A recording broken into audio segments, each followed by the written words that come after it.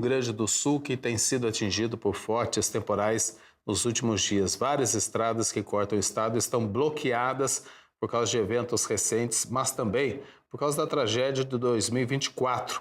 Em algumas regiões do estado, famílias estão desalojadas, perderam seus pertences, estão passando aí por necessidades. E a CUFA, a Central das Favelas do Rio Grande do Sul, no caso, que atua no estado há mais de 20 anos e teve uma forte presença humanitária na tragédia de 2024, está mais uma vez em ação com um plano permanente de preparação para desastres climáticos e seguem também com os atendimentos. Quem detalha melhor para a gente a atual campanha é o Júnior Torres, que é presidente da CUFA no Rio Grande do Sul.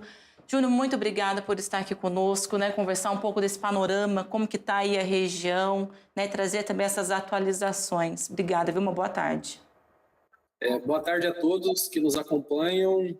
É muito importante a gente estar aqui trazendo informações sobre aquilo que vem acontecendo nas mais diversas regiões do estado do Rio Grande do Sul. A gente tem hoje quase 100 cidades sendo impactadas, pelas chuvas. A gente teve um tornado ontem na região de Giruá, então a gente não está falando só de enchente, a gente está falando de diversos eventos climáticos extremos. Eu estou agora na cidade de Alvorada, aqui não chove e a água segue subindo, Então a gente tem aqui 2 quadras ao lado do nosso centro de distribuição, que mais de 100 famílias já se encontram com água na porta das suas casas, e esses eventos eles vêm se tornando cada vez mais recorrentes. A CUFA esteve atuando nas enchentes do Vale do Taquari em 2023, depois todo mundo acompanhou a nível nacional, internacional, a repercussão da enchente de 2024.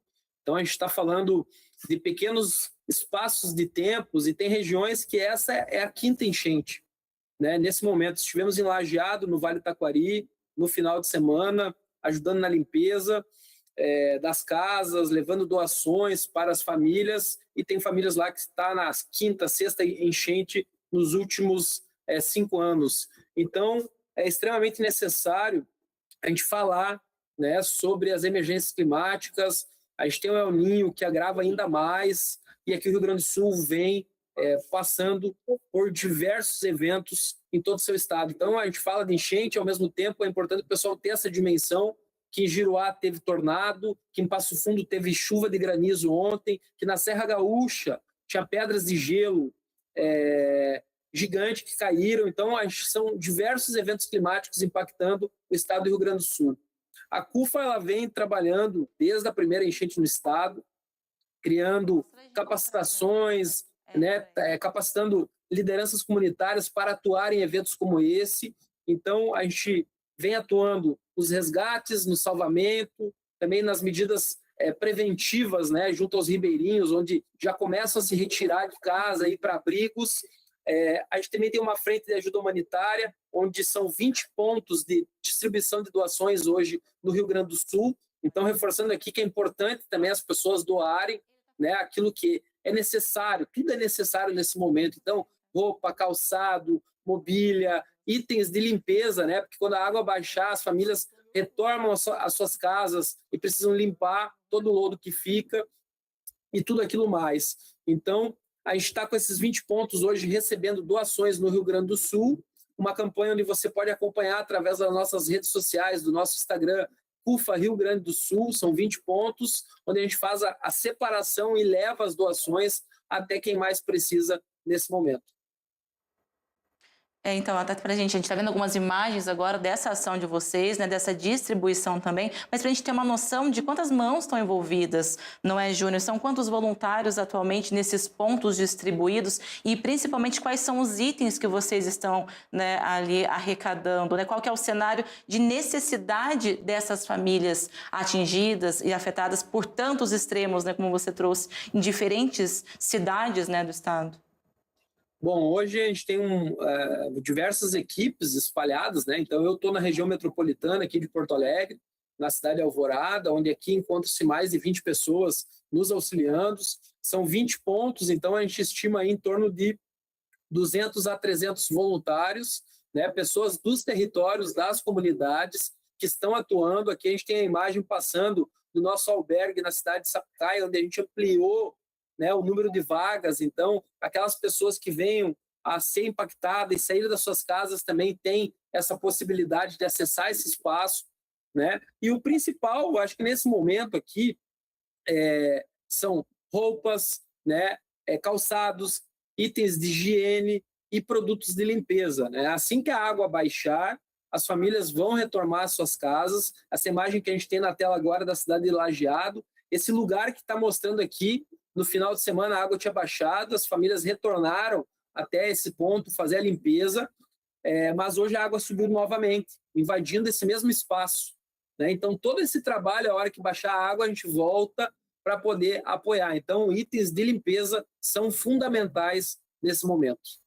Júnior, boa tarde para você e parabéns por esse trabalho que vocês realizam aí, dando assistência para as famílias que tanto necessitam nesse momento em que perderam praticamente tudo, né? E pela segunda vez em menos de 2 anos. A gente lembra, 2024, aconteceu aquela tragédia e também provocado muito por conta dos efeitos do El Niño, que nós temos a volta agora desse fenômeno climático e vem de moderado a forte. Por isso gera grande preocupação em todos, especialmente aqui no Brasil. Tanto que o presidente Lula realizou uma reunião hoje para discutir o que vai fazer para enfrentar os efeitos do El Niño. E aí anunciou investimentos de 1,3 bilhões de reais em recursos.